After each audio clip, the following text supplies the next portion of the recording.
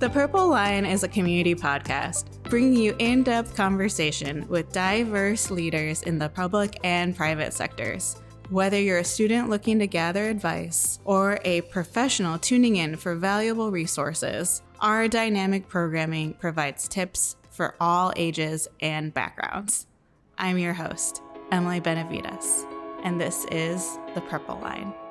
Today, we have a very special episode featuring our 2024 Fall Global Leader Cohort. I'm Emily Benavides. Thanks for joining us. Hello, my name is Bianca Leon.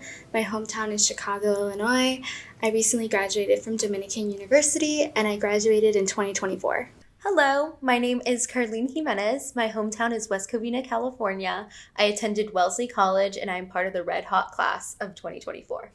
Hi guys, I'm Chris. I'm from Thousand Oaks, California. I just graduated from UC Berkeley as part of the class of 2024. Hi, I'm David Oliva.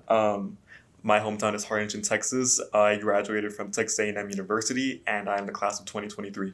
My name is Fabiana Gonzalez. My hometown is Puerto Rico. I graduated from the University of Puerto Rico at Bayamón, and I'm class senior 2024. Hi everyone, my name is Monica Mata. I'm from Miami, Florida. I go to Florida International University. I'm currently a senior, and I will graduate spring 2025. Hi, my name is Samantha Carrillo. My hometown is San Diego, California. I went to San Francisco State University, and I graduated class of 2024. Why do you think you were selected for the Fall 2024 CHLI Global Leaders Cohort? My upbringing is very unique. I was born in Mexico, came to the States really young, raised in a very mixed generational household. Basically, all the women in my life have really motivated me, and they were all single mothers. So growing up with their hard work and their sacrifice they made for me to have an education here was really inspiring and continues to motivate me wherever I go in my pursuit of that. I feel like I bring a very unique perspective because I've come into CHLI wanting to have a career in communications, and I majored in psychology and I minored in English. And for my friends in the cohort, their background, their educational experience is very different than mine, and their ultimate career trajectory and goal is very different. And so I feel like I'm able to bring a different perspective to the table. I think ultimately I was selected because of my hard work ethic. That's something that a lot of the orientation speakers have emphasized, and my resume exemplifies that. Well, if I was chosen for the cohort, just based on my experiences, I've been privileged enough to work on campaigns and represent my university in a very positive manner, and I got to spend the final semester in London through a very selective program. So I think the opportunities I've had and the privileges I've had throughout my time in university has enabled me to be part of the 2024 cohort of CHLI's program. My great thinking skills, like a business girl, I try to manage a lot of things at the same time. So I'm really good solving problems, doing a lot of things at the same time. And also my background. I have like a really good internships opportunity that I did in the past. So probably that are the most things that I will be like a perfect fit for the CHLI. I love this question because I've definitely thought of it myself. I'm really grateful to have been selected, and I think ultimately it comes down to, I love to say, jack of all trades, master of none, but actually better than a master of one. And that's really what I've tried to focus on during my undergraduate career. I've been very intentional with gaining a lot of different backgrounds and perspectives, and I think ultimately that's what led me to be selected as a global leader for fall. I think I've noticed that the people that tend to choose people from different backgrounds. Like we have some people in finance and people in communications, and I have more of a background not only in political science but in race and resistance at my school. So I think that lends me to have a different perspective than some of the other global leaders when it comes to what we're going to be doing on the Hill. How do you think your college studies prepared you for your time here in DC? I think they prepared me because of the diversity of all the different experiences coupled with mine, and also Dominican University is a Hispanic serving institution, and everybody would come together and we would talk about our common, traditions growing up in a Latino community, but also like other people from around the world were also there too, and just hearing their perspectives and hearing how they grew up, how they overcame some of their struggles was really inspiring.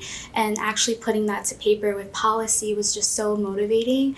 And it really shaped my understanding of the world and how it's very not black and white, very nuanced. And I think that really helped me come to DC to have such an open mind and being open to different opportunities. So what I love about Wellesley is that it's a liberal arts school. And so our studies are very interdisciplinary.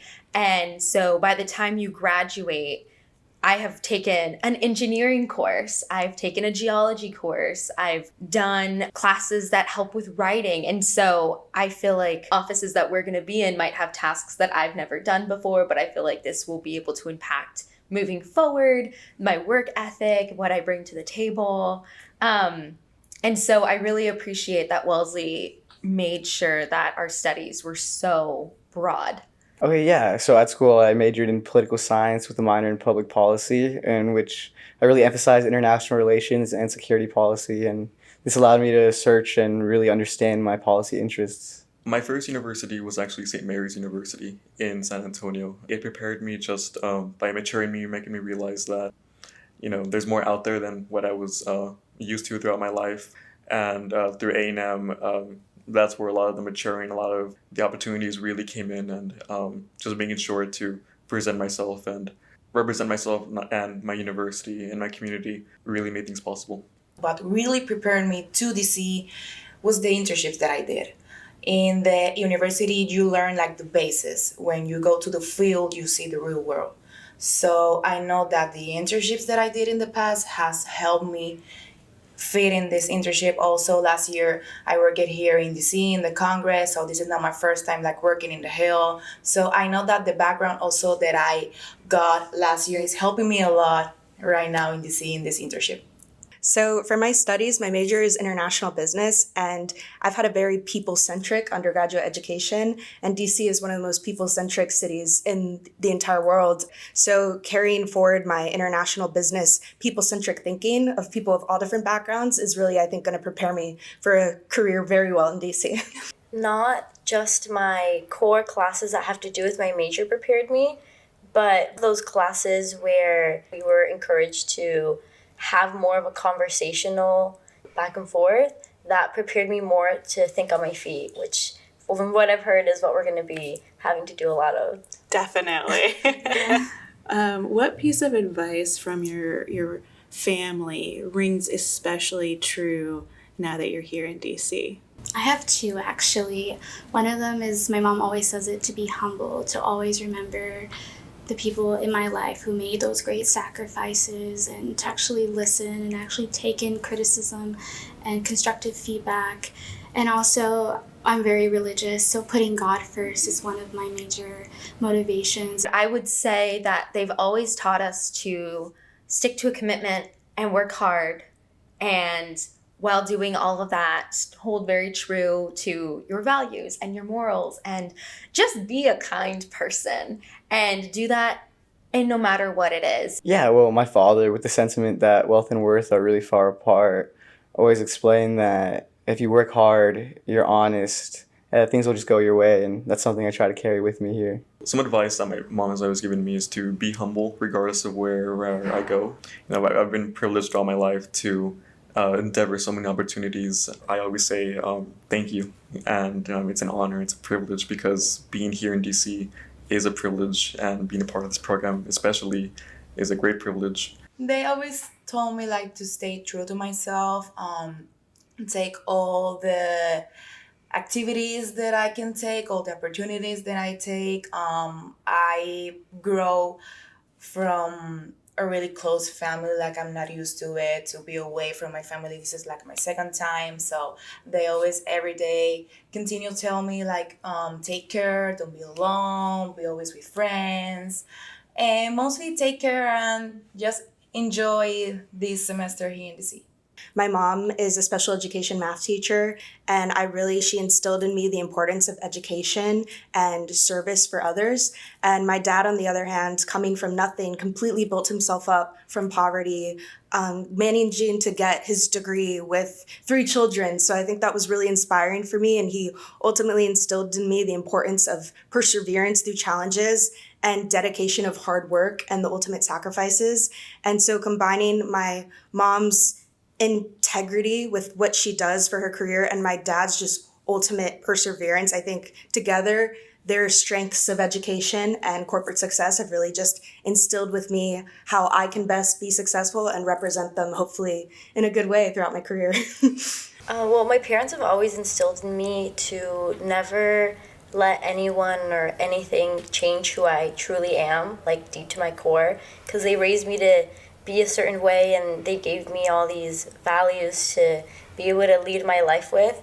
And now they're finally kind of letting me out on my own to really put those to the test. So they've always told me to stick to your guns, stick to who you are, and don't let people or experiences change who you truly are, which is like the kind of person that they taught me to be. Beautiful. Well, I look forward to seeing your kind personality thrive here in DC. Thank you. Thanks for joining us here on The Purple Line. For the latest updates, follow CHLI on social media at THECHLI. And you can follow me at EMBENA. Thank you for joining us on The Purple Line.